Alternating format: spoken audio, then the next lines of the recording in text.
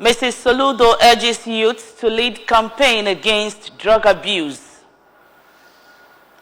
Anambra Assembly Deputy Speaker inaugurates borehole scheme empowers 14 constituents. New minimum wage bill to be presented to National Assembly to formalize agreement. President Biden vows to respect guilty verdict in son's gun trial. Before the news in details, there is a special message. Governor Chukwuma Soludo has come for a total turnaround maintenance of the Anambra State economy and promotion of core Igbo values. Let's give him maximum support for the task ahead. Good morning and welcome to the news. My name is Nonye Nwokoye.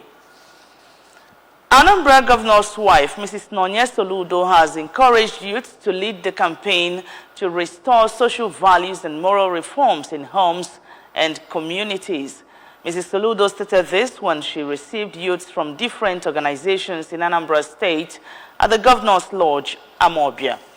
The youths are from different organizations like Ohaneze Youth Wing, Anambra State Association of Town Unions, ASATU, National Youth Council of Nigeria, NYCN, National Youth Service Corps.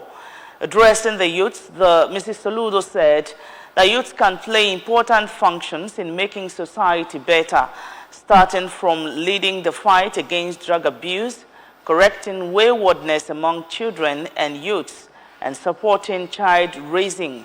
She also welcomed the youth's involvement in a healthy living crusade, pointing out the need to drive the program beyond the borders of Anambra State. She observed that the whole idea of starting the crusade is to change many unhealthy habits among the people and teach them the techniques of living right in what they eat and how they take care of their body. In his remarks, the youth leader of Anambra State Association of Town Unions, ASATU, Comrade Ken Okoli, said that the youth were devoting support to the governor's wife on healthy living crusade by opening up a communication platform that shows the uniqueness and relevance of the program. He said that the platform, which would be called Healthy Living Advocacy Group, will act as a vehicle to support the crusade by taking its messages down to schools and communities all over the state, using both digital and traditional platforms. Highlights of the meeting was the presentation of award plaque and certificate of Grand Patroness of Anambra Youth Worldwide to Mrs. Soludo. And the Deputy Speaker of Anambra State House of Assembly, Right Honorable Chukwuma Okoye, has commissioned a modern borehole built in his constituency, as well as empowered over 14 constituents. The borehole was sunk in strategic areas in the constituency to cushion the effects of water scarcity in the area, and also empowered his constituents from Nibo Ward 3 with startup equipment to kickstart their business. Our correspondent, Chibuzo Bidike, filed this report.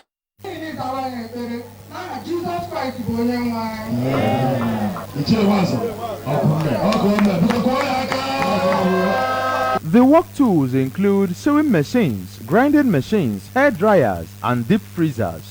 The Awka South tool lawmaker, who was received by a large crowd, revealed that the initiative was to serve the immediate needs of the people and to complement the efforts of the Governor Chukwuma Soludo administration in the state, and pointed out that each of the water facilities has constant power supply with regular maintenance provided in the order to achieve optimum performance, while assuring that he will not relent until democracy dividends reaches all his constituents. The Anambra Deputy Speaker explained that the selected empowered individuals already have skills but lack the financial capability to procure the necessary equipment to kickstart their business, and warned them that even though the equipment is free, they are not to be resold but must be used for the purpose they were bought for.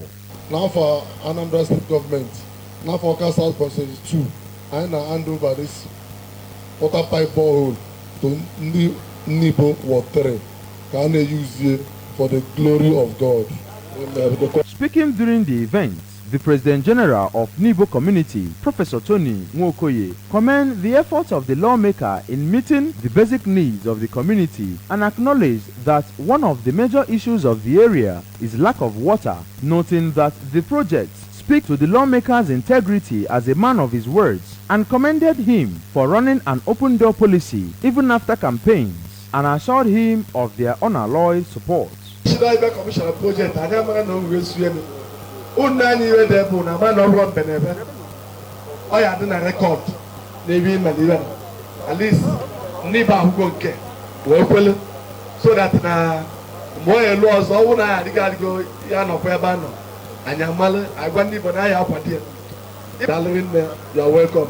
The chairman of the All Progressive Grand Alliance, APGA, in Awka South local government area, Barrister Chukwuma Lawrence, and the chairman of the party in Nibo Ward 3, Engineer Raphael Umadi, acknowledged the immense contributions of the lawmaker to the development of his constituency, emphasizing that he has fulfilled all his campaign promises and assured the lawmaker that the ward will continue to treasure his interventions and human capital development in the years to come. I believe na spirit soludo na gokono because this is solution agenda. Onyaga na 1 year. Bawo on egosi ndozo ya batakwe chinine ya represent in the House of Assembly.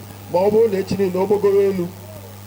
Can replicate this gesture in other places? Responding on behalf of the beneficiaries, Mrs. Eunice Maduka thanked the lawmaker for always associating with them even after elections and for his continued upliftment of the poor and the downtrodden in the society, assuring him that the equipment will be put to good use.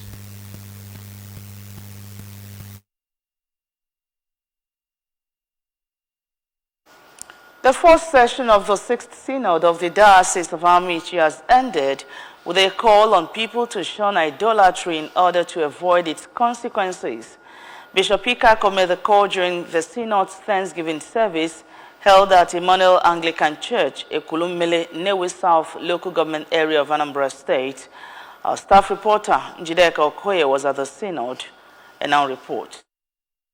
Anglican prelates stated that the essence of the synod was to motivate and challenge delegates to go back to their families, places of work, and to their communities and preach the gospel against idolatry. He noted that the fight against idolatry is not a physical war, but a matter of people volunteering to tell others its consequences and dangers, calling on the delegates to carry the message to all nooks and crannies of the society for effective and quick results. The Amish Diocesan Bishop listed some of the achievements of the diocese to include the dedication of diocesan hospital equipment donated by Seshwaris Foundation, made up of a body of professionals from Amici town that also sponsored a mega medical mission in the diocesan hospital where over 3,000 people were attended to. Other achievements include the 7th edition of validatory service of Masters Vessel Seminary or Sumenyi, postulants, church teachers and wives retreat, Maiden Diocesan Laity Council Convention, the 6th matriculation and capping ceremony of the College of Nursing Sciences, Amici, and many others.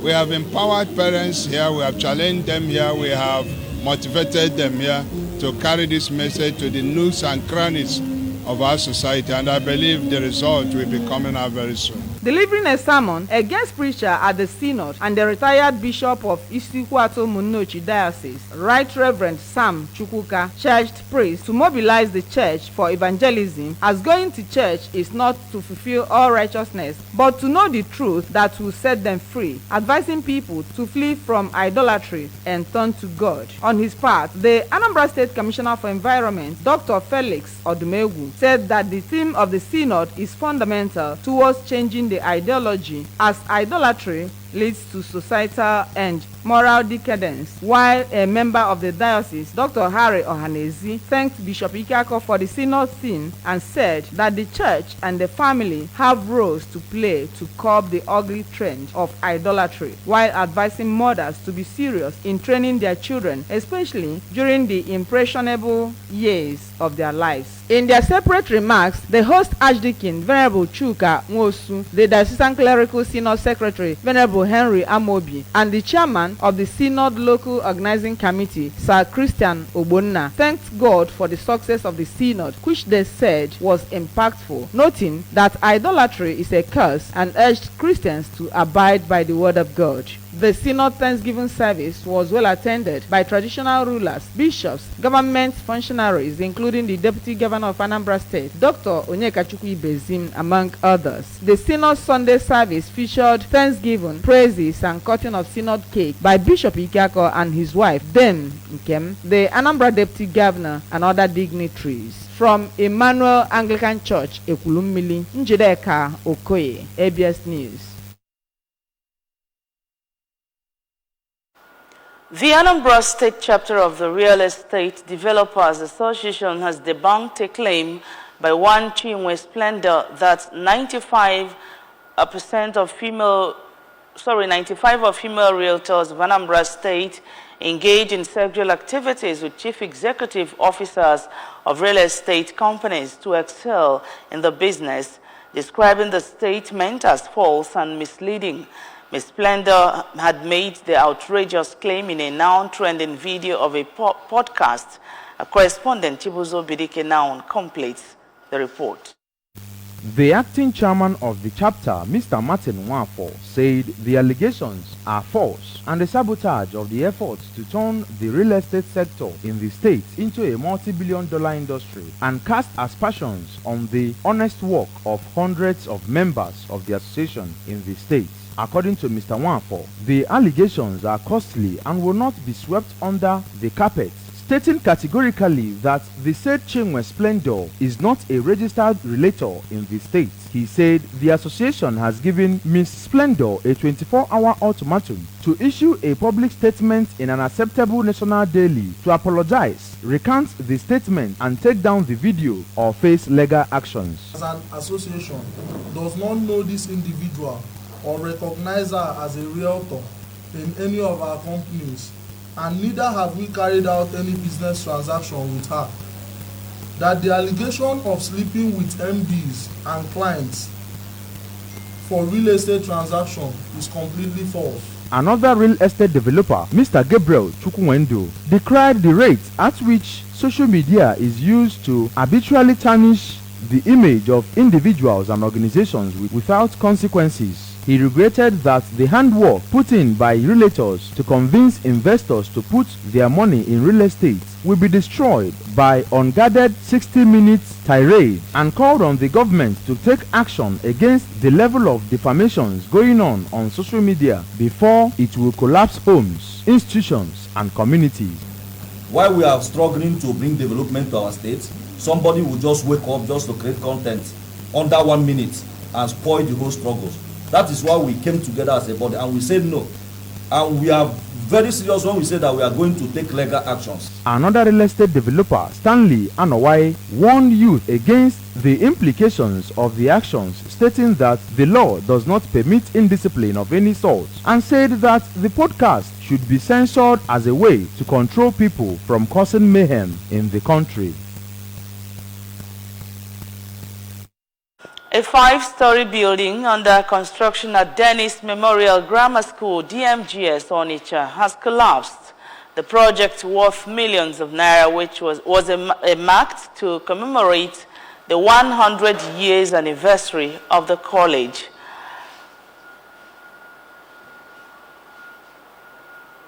Attributing the collapse to the use of substandard materials, onlookers while assessing the extent of damage pointed out the need for topography testing before siting projects.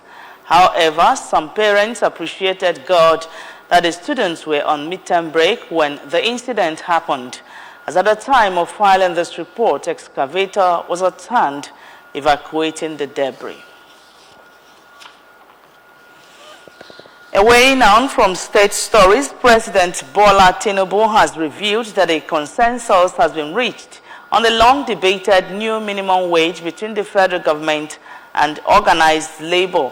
In his national broadcast to mark the 2024 Democracy Day in Abuja, President Tinubu revealed that an executive bill will soon be sent to the National Assembly to formalize the new minimum wage agreement.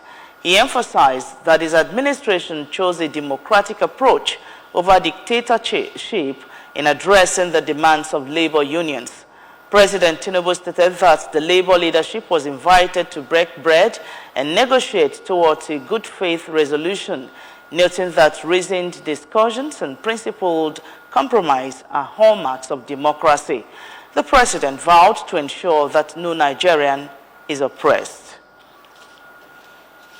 And on the foreign scene, U.S. President Joe Biden has said he will respect a jury's decision to find his son guilty on gun crimes after a week-long trial that laid bare a tumultuous time for the family.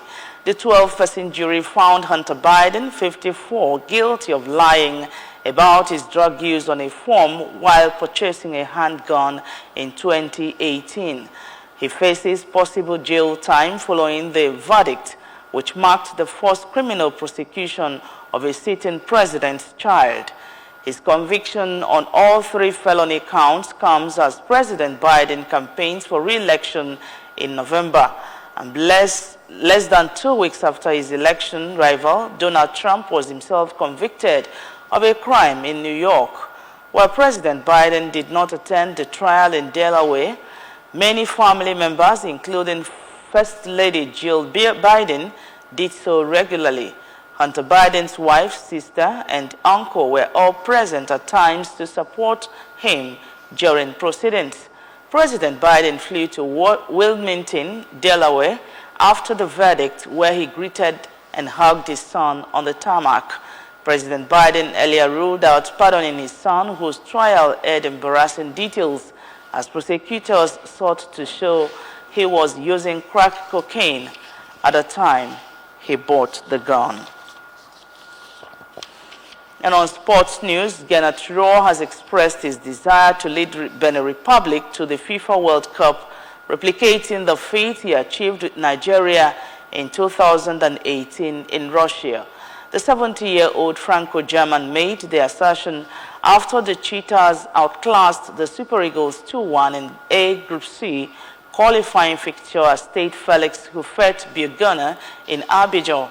Jodel Dosso drew them level on 37 minutes, 10 minutes after Rafael Onyedika put Nigeria ahead against the run of play, while Steve Munich struck late into the second half to seal a memorable outing by the Cheetahs.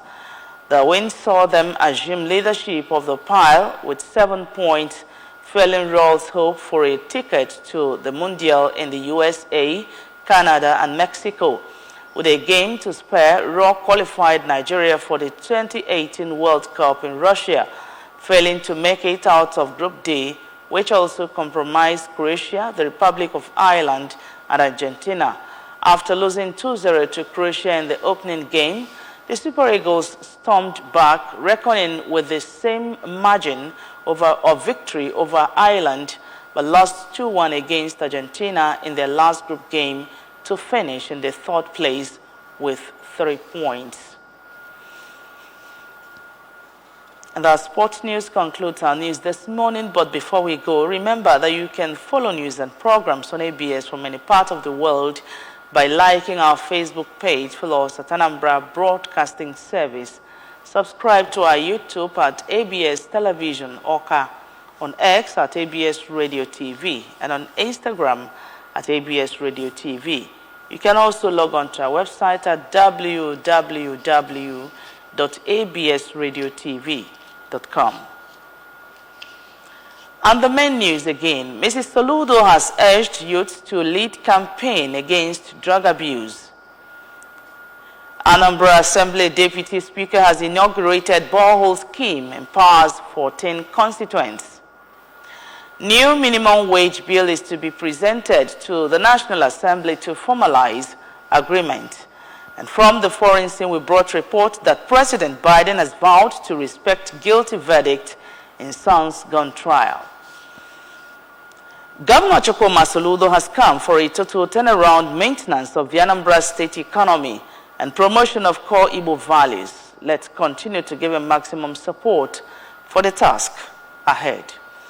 And that's the news. We thank you so much for watching. Have a great day.